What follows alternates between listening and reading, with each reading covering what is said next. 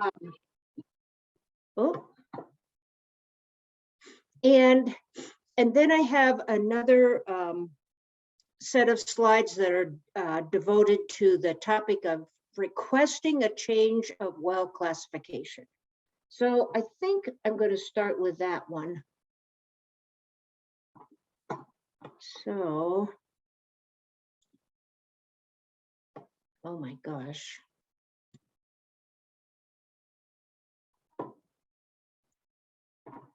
Is that working? It is, Jane. I can see it.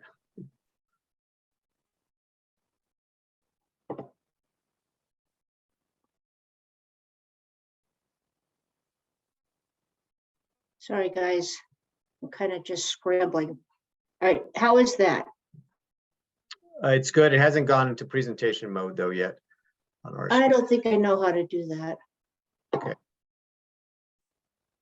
So maybe we'll just live with it like this.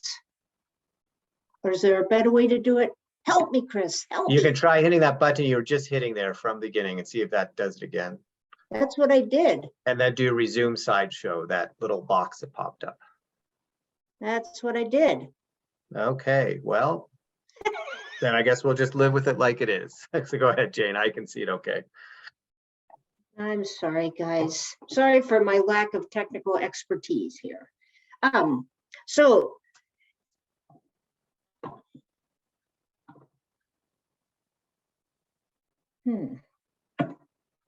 You can also try hitting F5, Jane, see if that works.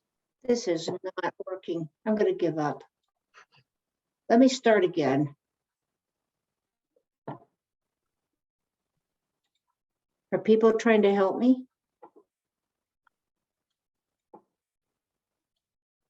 I think if you want to send it to one of us, we can present for you if you want to do that. Well, what did, oh my gosh. Yeah, Yeah, but I think we can see it just fine, Jane, like that. I don't have I think it's quite viewable. yeah, but I don't know where I'm controlling it is the problem. Chris, I'm going to send it to you. Sure, why don't you do that? And then I'm so sorry. No worries.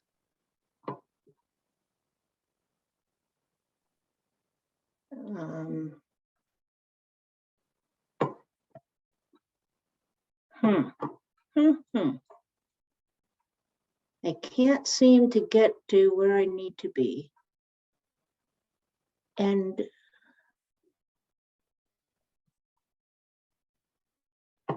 oh my gosh, I'm totally hung up.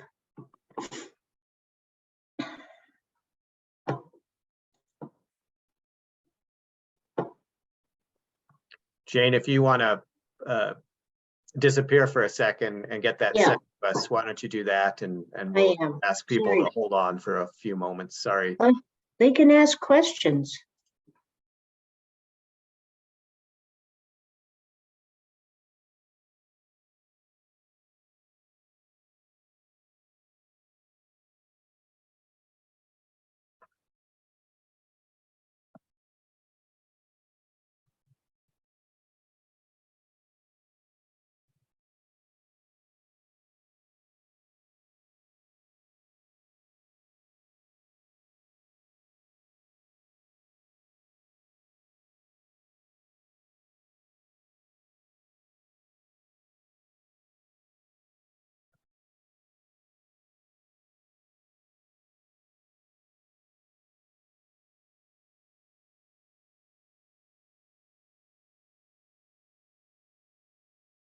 For anyone who may have just joined us in the last few moments, we are working on getting some slides put together and sharing on the screen for everyone. So thanks for your patience.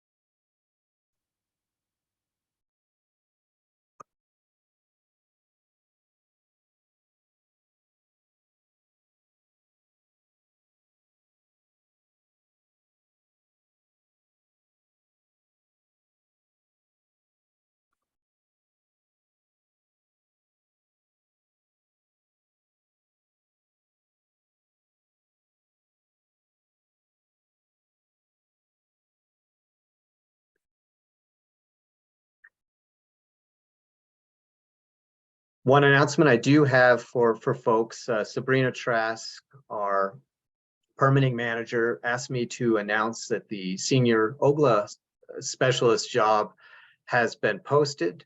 And it has been posted to the HR site, and it would post to our website today. And further, we also have an OGLA supervisor job posting that closes soon. So if you are interested or know people that are, please share that with them.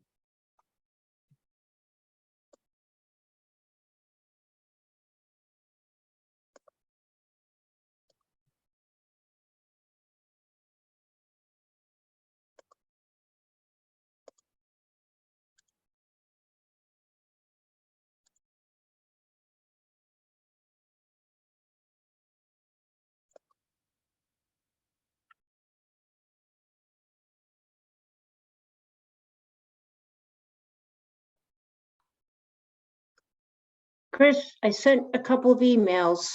Okay, I will look for them now. It's always when you want the electrons to move the quickest that they don't seem to.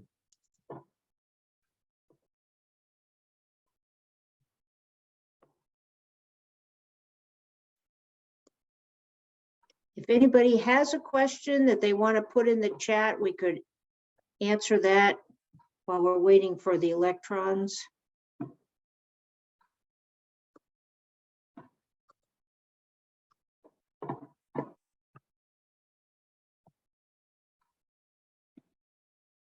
I guess no questions is a good thing.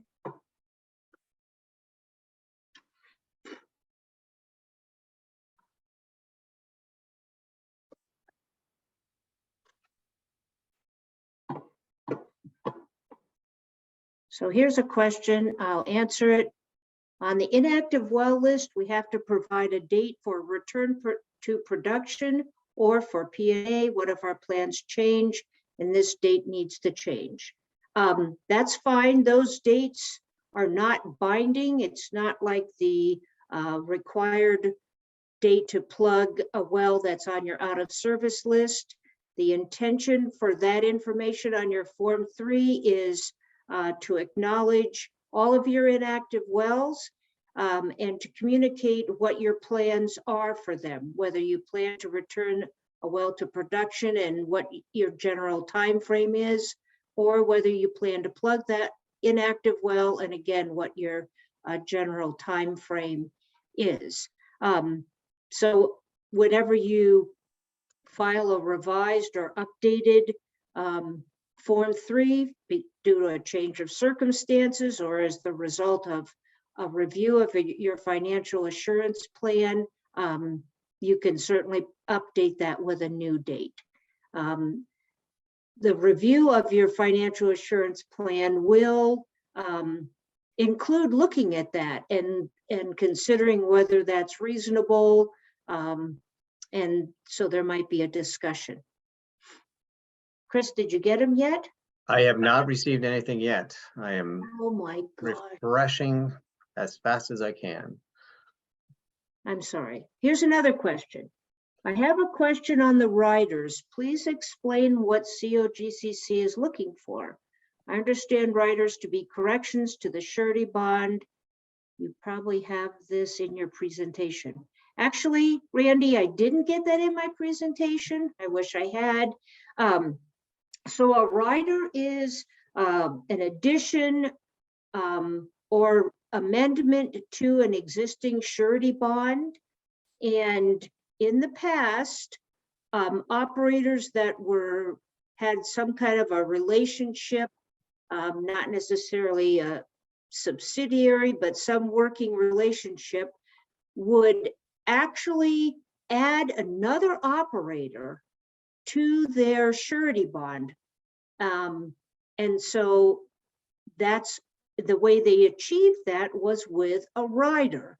And so the result was, and still is, because those are existing, that there's an operator that has a surety bond for their plugging bond or for any of their bonds. And it also is covering other operators' wells. And the new rules, if you read that part of, I think it's in 701, it explains that those are not acceptable any longer.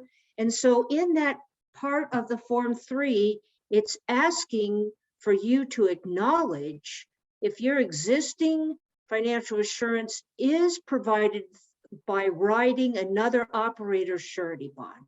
So that's the kind of information we're looking for, is just for whether yours is provided through a rider or you're carrying someone else with a rider on your surety. So it's we're asking for you to explain any of those relationships that exist. And I hope that answers your question. Chris, any luck? We have your presentations. We'll share them right now. Thank you. Thank you. And everybody, I'm sorry for wasting your time due to my lack of technical savvy. Thanks, Chris. You bet.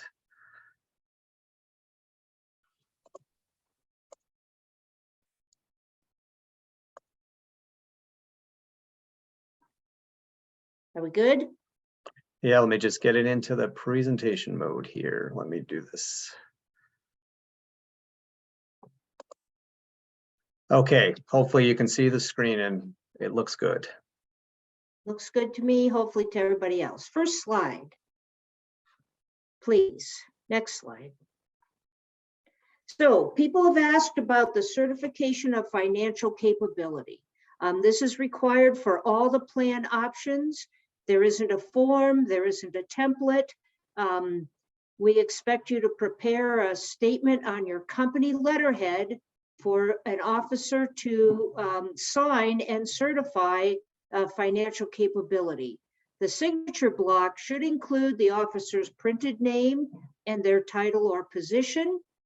This is meant to be a public-facing document, so it should not contain any confidential information. And the statement to be complete should cite the applicable rule based on the option of your plan. So I've listed all the rules there. Next slide, Chris. There's also been questions about the asset retirement plans, what should go in those. Chris gave a presentation or included this topic in a presentation at the September 13th operator meeting. I've highlighted the name of that presentation. And anyway, he addressed what the plan should include based on what's in the rule, or the rules. This is required for all the options, so it's repeated in Rule 702D 1 through 6. It's also mentioned in the statement of basis and purpose on page 60. So the text from both the rule and the SBP are right here. And then Chris outlined 7 things that should be addressed as applicable in your retirement plan. And then I wanted to note that the rules for options 2, 3, 4, 5, and 6 include some extraneous language in the asset retirement planning. And so I've shown it here. I did a strike through and turned it red. That language is totally redundant with what is required within the Form 3 itself in the inactive well list. So you don't need to include that for all your inactive wells in your asset retirement plan. Just ignore that because that's going to be addressed within the form itself. So I hope that this helps you with putting together your plan, your asset retirement plan that's attached to your Form 3, or it's entered in a text box in the Form 3. Next slide, please, Chris. People have asked about confidential information. That was addressed with some slides at the August 30th meeting, and I've just highlighted which presentation that is. Next slide, please. So there's a new status that was included in the series, the 100 series rules, the definitions, and this new status is suspended operations. And there's the definition. I think the most common application of this or occurrence of this is when you've used a small rig to go out, spud the well, drill the surface hole, set surface casing, and then you've rigged down with the intention of coming back with a bigger rig to drill the rest of the well.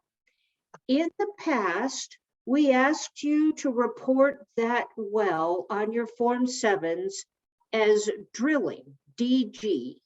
And so we have wells that have been DG for years. Having this new status means we can be much more specific and means you can be much more specific about the actual status of the well. So DG should be reported on the Form 7 only when there is a rig on that well drilling or running casing, either, whichever, it's all part of the same. When there's not a rig there and you have not drilled all the way to TD, the accurate status is suspended operations, meaning you suspended drilling operations. But don't confuse this with waiting on completion. So here's the scenario. You spud the well with a small rig, and while you're there drilling that surface hole and setting your surface casing, the status of that well is drilling, DG. Then you rig down and move off. Now the status of that well is suspended operations, SO. And it stays SO until you come back with a big rig and rig up and start drilling again. Then the status accurately is drilling, DG. So while you're drilling the rest of the hole, it's DG. If you don't complete the well right then, you rig down and move off, then the status of the well will be WO for waiting on completion. Waiting on completion only applies when the well has been drilled to total depth, casing is set, and it is just waiting on completion. So this is a new status. The Form 7 is being updated as we speak to accommodate this new status of suspended operations. So before we publish these slides, I'll add all those words I just said, explaining a little more about suspended operations to this slide. So when it gets published, it'll have a little more information on it. And I guess we'll put an announcement out so you'll know when the Form 7 has been revised to accept this new status. Otherwise, the validation will give you an error message if you tried it right now. But we need to, so we'll get that updated and then you can accurately report the status of your wells. I think that's the last slide in this group, Chris. Okay, let me close this one out. Well, no. Oh, One no, more. there's another one. Oh, this is a big, okay. So some questions have come up. People were surprised in the Form 3 where it auto-populated $100,000 for the surface owner protection bonds. The Form 3 auto-populates that only if the operator currently has a blanket surface owner protection bond, which more than likely is $25,000. So operators are saying to us, well, yeah, I've had that $25,000 bond, but I don't think I need it anymore. And that may be the case that you don't need it anymore. That would only be the case if you do not have any permits or wells that were permitted using your statewide blanket surface owner protection bond. So that would require a detailed review to figure that out. So the Form 3 does not check to see if you have any wells that required that bond to be permitted. All it does is look to see if you have one. It assumes you want to maintain it. And if you want to maintain it, you have to increase it to $100,000. So if you think you don't need one, at this time,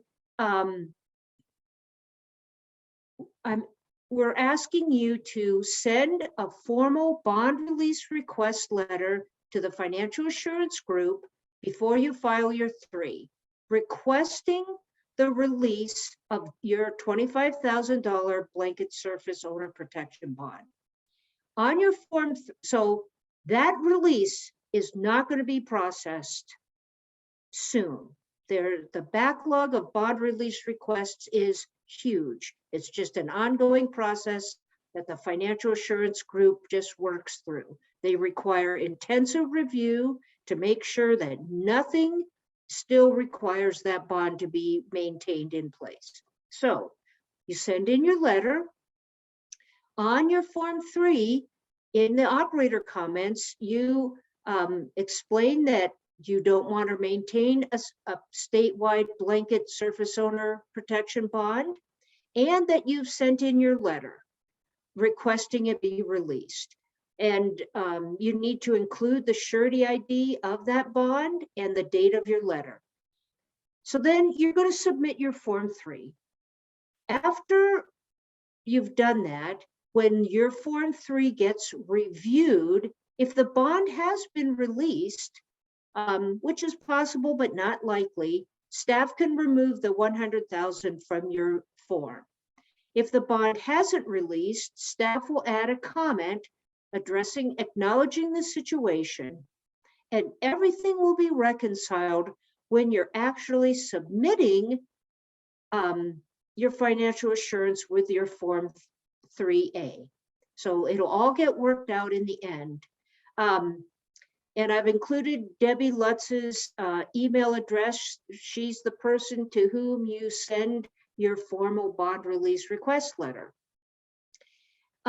It's possible with the new bond amounts and the new rules that you might want to change from maintaining a $100,000 blanket bond to having individual surface bonds. And that can all be achieved with Form 3As, not in the Form 3. So I hope that kind of explains how to handle the situation if you really don't want to bond up and maintain a blanket bond for surface owner protection.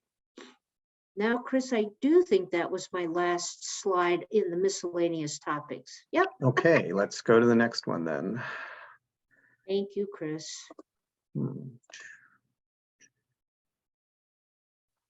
So you had 2 with the same title, Jane, and 1 that just is well classification changes. Was this other one the same, a separate presentation? It's the well classification changes. Okay, looks like I got this one sent twice. And hold on, let me go back to that.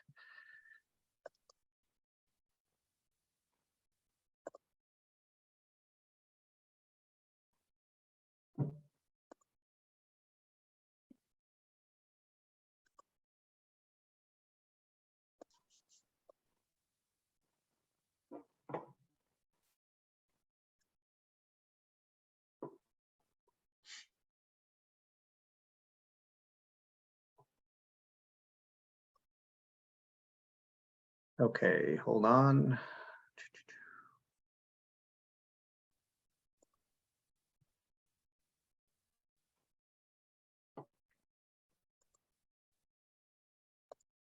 Thanks, Chris.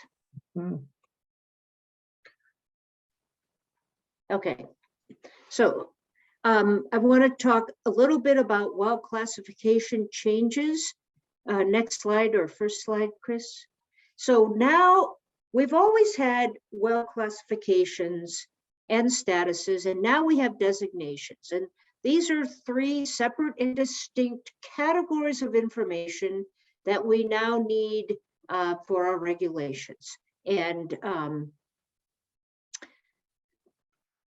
so we need them to describe wells, to count wells of different types, and to regulate the wells. Next slide, please. Chris. So here's the lists of these things that we have. We have well classification, which describes what the well is used for. It essentially answers the question, well, what kind of well is this? Well, it's a CO2 well, or it's an oil well. So that's what well classification is.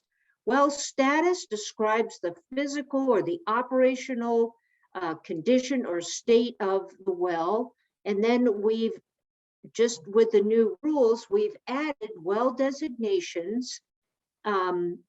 We added them because we did not want to replace or lose the information that's conveyed with the well classification and the well status. And so these well designations were created. Some of them are actually identified in the new rules, and then some of them we needed to implement the new rules. So right now we're just going to talk about well classification, which is more important now than it used to be because the rules, some of the new rules actually specify requirements that apply or don't apply based on the classification. Next slide, please, Chris.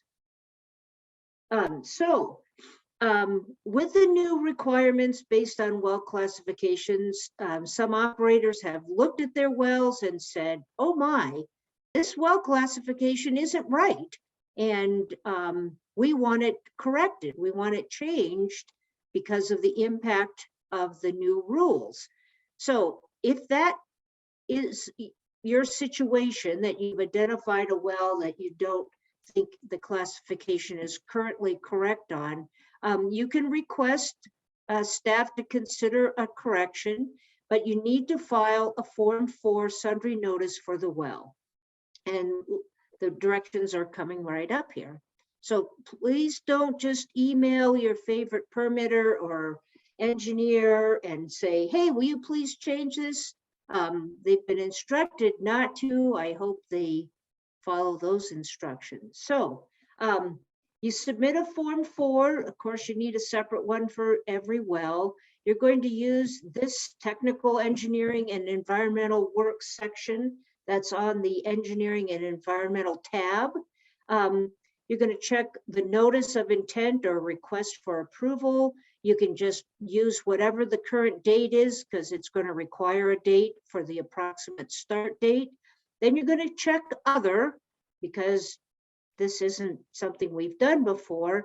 And in the other box, simply type in well classification change because that text box doesn't accommodate very much text.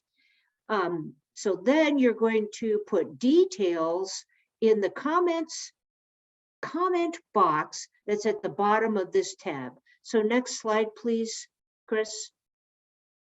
So in here, you're going to provide details and support for your requested change. So please clearly state both the current well classification and your requested new well classification, and then explain, what justifies the requested change. And that justification could include the well's completed formations and production reporting in the well's history. So staff is going to look at it. It's not a rubber stamp. They're going to look at your request and they're going to look at the history of the well, everything in the well file to make sure that the requested new classification is consistent and essentially makes sense. I do think that's the last slide. I'm not sure, Chris. Oh, it is. So, This set of slides will be posted in the archive for today's meeting, and the other set will also, after I add some details for suspended operations. So now we can do questions. Chris, are you going to read them? Yeah, sure. I'll go back up and see what we've got here. I'm just skipping the ones that I think you already answered. Okay, we were asked about posting a presentation. We will do that. It'll be out and available by the end of today. I'm not sure you answered this question, Jane, but in our retirement plan, we included facilities also. Should I remove that information and only address wells? No, having facilities is fantastic. Thank you. Okay, next question. How do we change a well to SO status? Via sundry? No. The status is from your Form 7. And as I said, the developers are working right now to change the Form 7 to accommodate an SO status. We'll put an announcement out on the homepage that says, okay, the Form 7's ready to accept SO status. And then you put that in the well status column. I think it's column U on the spreadsheet. Thank you, Jane. Next question, do we need to wait for the new 3A to submit new bonding? Well, that depends. If you're filing a Form 3 financial assurance plan, you should wait to provide your new financial assurance after your Form 3 has been approved. And you'll do that with a new 3A. If you're an operator who does not have any wells and therefore you are not filing a Form 3, you need to be bonding up for your facilities and as required by Rule 703, and you can use, and you should not wait for the new Form 3A. You should use the existing old Form 3, which is called performance bond, I guess, and get your new financial assurance into the financial assurance group. So again, that's if you're not filing a plan because you don't have any wells, but you do have requirements in the new Rule 703 for facilities. Sorry if that was convoluted. Thanks, Jane. So the next question, it's a fairly lengthy one. And I'll just kind of read it through, and there's maybe a couple questions in here. Our Form 3 is still not populating correct data due to well classification change sundries that are awaiting COGCC approval.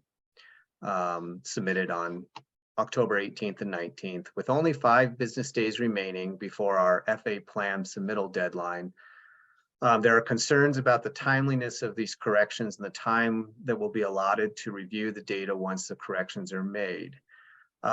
Will we be required to start a new Form 3 in order for the form to populate the modified data? Additionally, Okay. on November 1st. Wait, Okay, Chris, that's first question. stop. Yeah, I think that's the first question. Sure. Okay, changing well classifications.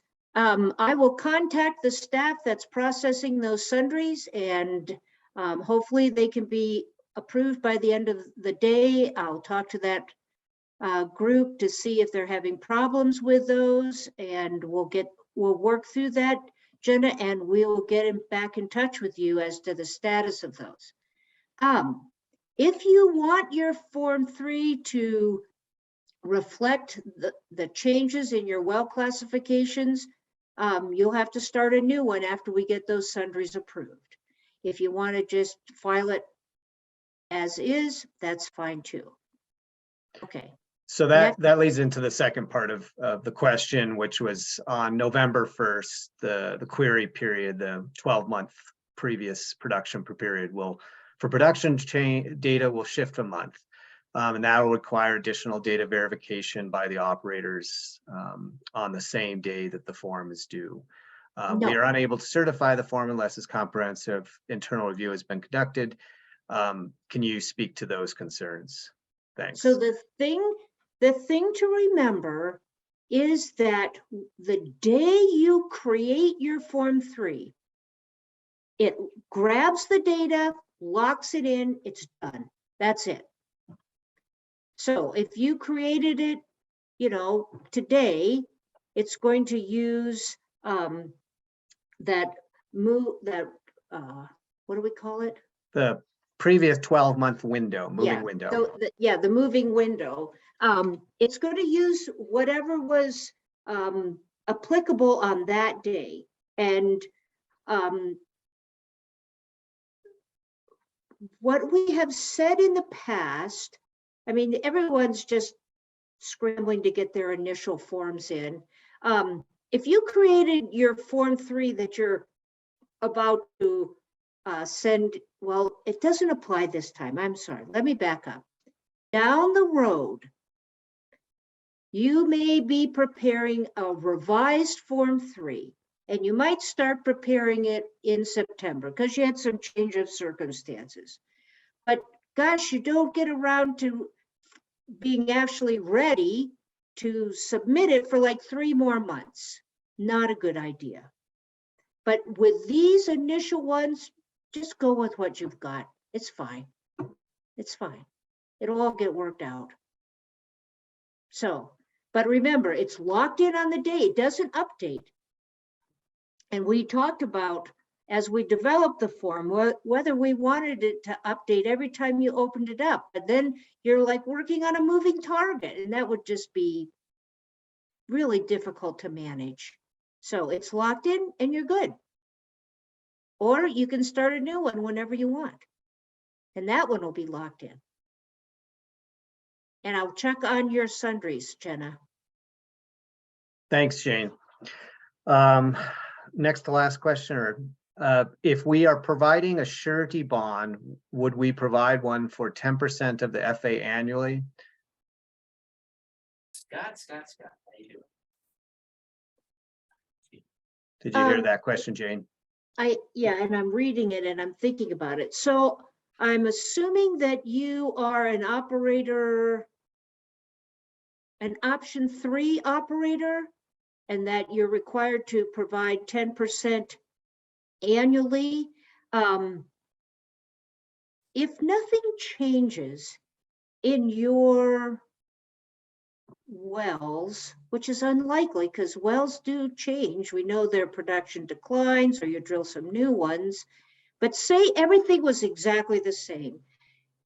You would not have to submit a Form 3 annually. You could just send in your 3A with your next 10%. But staff in our annual review of your financial assurance is going to recalculate. We're going to do essentially what a Form 3 does and look at the current production, that roaming 12-month window, and see, do you still qualify for option 3?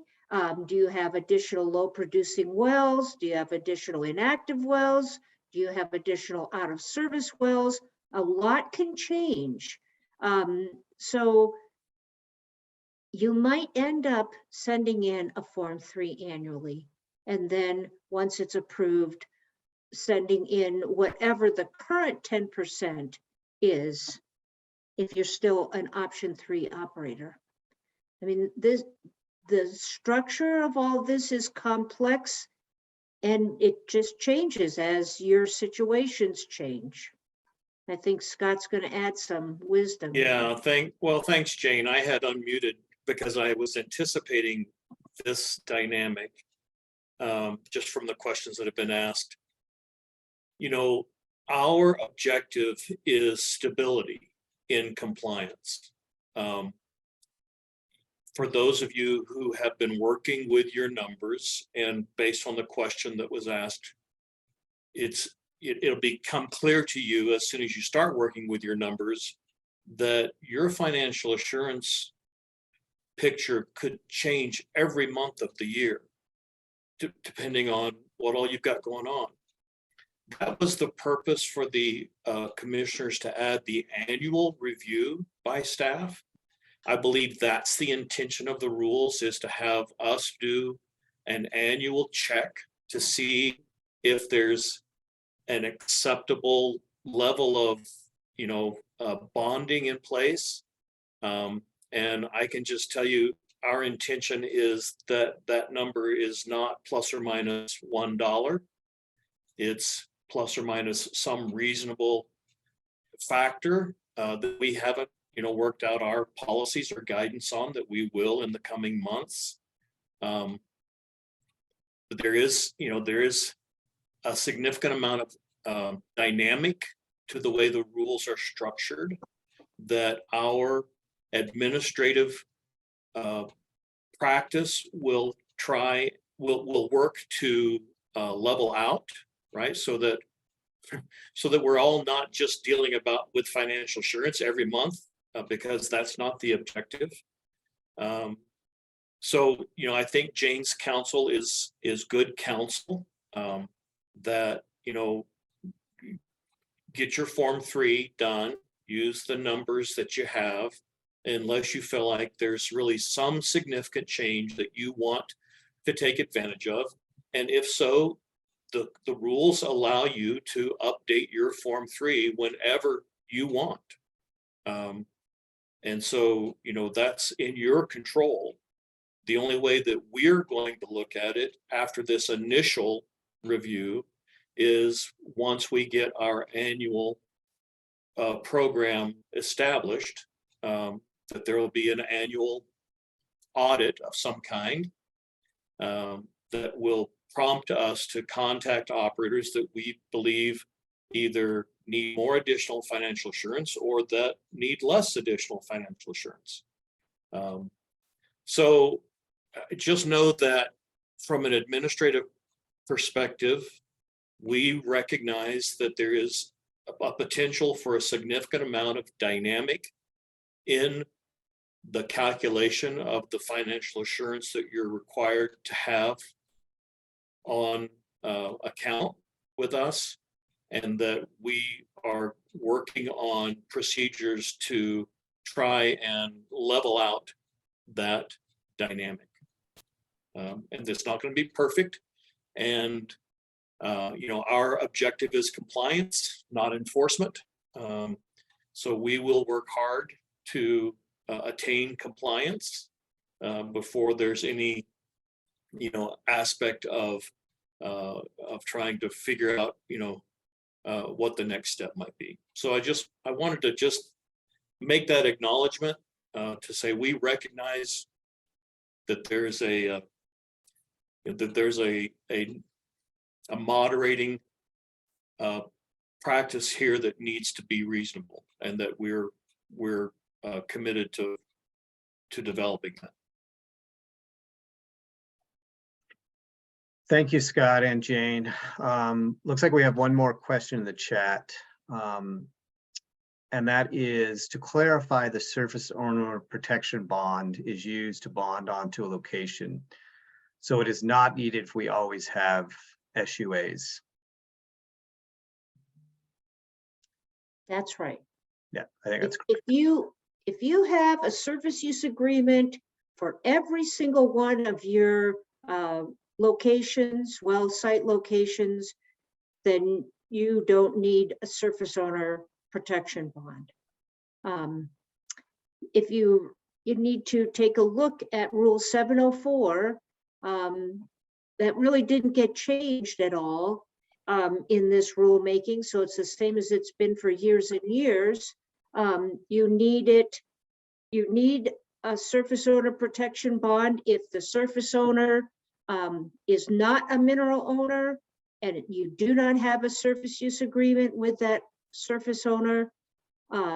If the surface owner is a mineral owner and their minerals are leased and their minerals are being developed by the wells on that site, then you're also good to go. But take another look at Rule 704.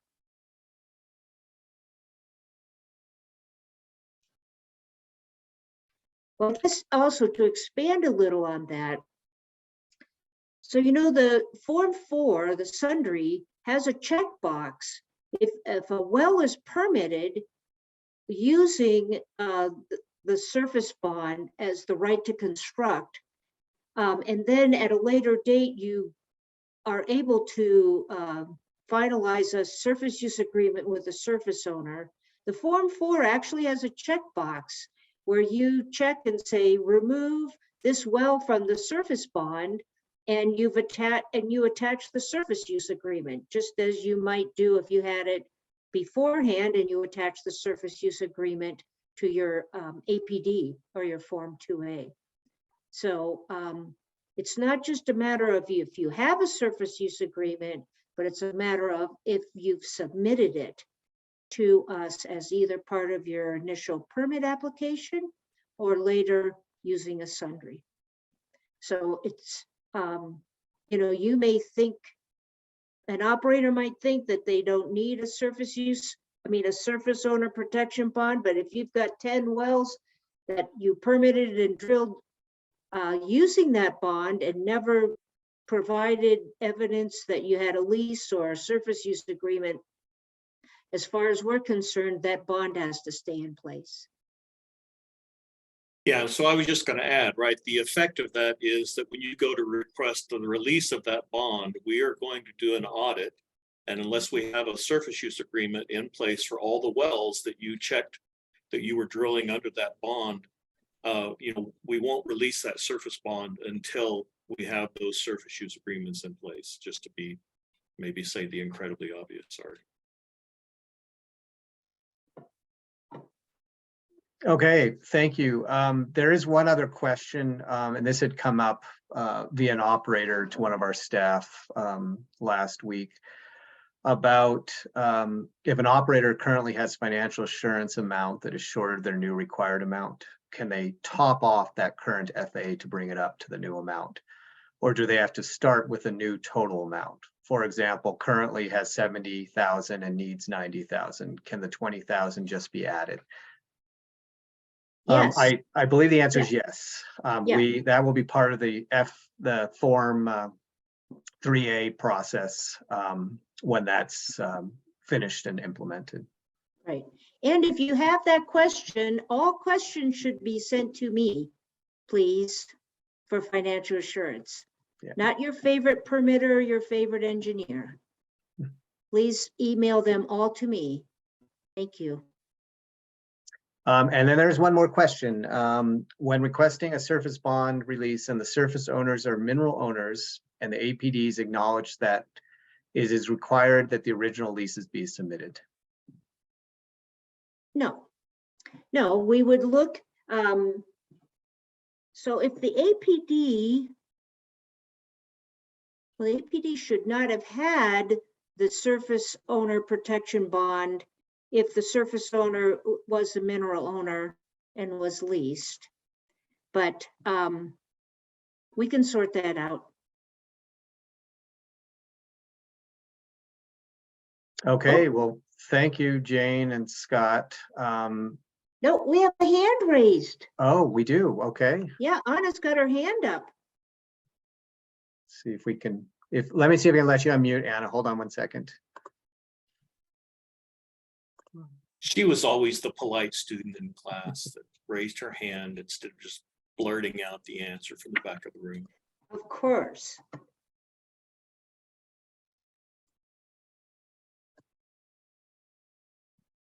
Well, I'm glad there's good rumors about me then. You're unmuted now. Thank you very much. So just want to think through this with you all, considering, and I know you recognize this, that everyone's working through their data. Come November 1, that data hits and it may change, right? It's in flux, and particularly on that date, we're going to see a new sequence of production data. Do we have a plan in place if there are delays where we need to remedy issues that happen based on updated data in November 1 and an operator can't submit?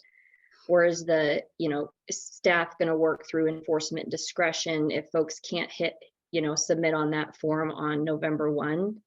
Because I just think we have to expect that there could be continued questions through the first bit of time here. And I want folks to have confidence that, you know, they can work with you and continue to get these submissions right. Yeah, so two things. One is Jane's response, right? If you want to lock in the data so you don't have to be subject to that chaos, you can just start a Form 3 before November 1st so that you can lock in data that you already have submitted and know. But if you choose to wait till November 1st and it creates some chaos, we recognize that. You know, our objective, like I said, is compliance. Obviously, it takes time to assess compliance. So November 2nd, we won't be running that query on November 2nd. We won't be running it on November 3rd. We will be running it at some point, but it won't be, you know, it won't be our first priority to determine who did and did not meet that deadline. And if when we run it, you know, we find that you met it by the date that we ran it, I've got other things to do with my enforcement team than worry about that perhaps. If we run it 2 months from now and you still haven't submitted your Form 3, yeah, you can probably expect to hear, you know, some concerns for us in regard to our enforcement authority. And I wish that I could give you more confidence at, you know, where that teeter-totter fulcrum is. But ultimately, our objective is compliance, and enforcement is just the last tool that we use to try to affect that compliance. So obviously, you know, we recognize this is a very complex new process, and we appreciate the additional time that the commission has afforded us to comply with our rules. And we think that's already set the stage, you know, for them to be appreciative of the fact that, you know, this is not going to be done on November 2nd.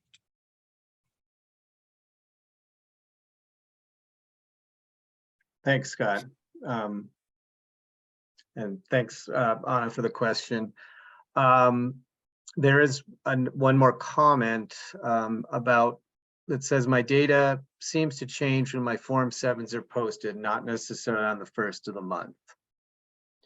And my initial reaction to that is probably correct, that the period that we're using, the moving previous 12-month window, that's going to be consistent throughout that particular month that when you first initially draft your Form 3.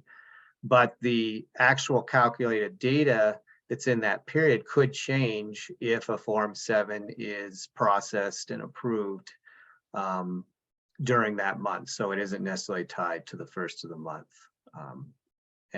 But once again, when you do initiate that Form 3, that information should be locked in and should not change. But also JB, you're right. Nothing can update until the form's been processed, a Form 7. But, you know, the fact that the Form 7 data is, for the production volumes, is delayed, you know, our calculations, we're delaying them by 4 months so that all the Form 7s are in and all the Form 7s are processed. So there shouldn't be a lot of fluctuation unless you send in a corrected Form 7, which you can do. If you need clarification, JB, ask us another question.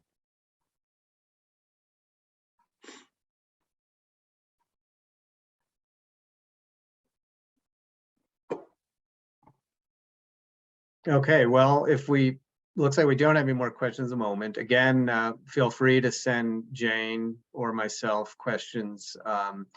Thank you so much for participating and listening in and asking questions. This is helpful, hopefully, to everybody.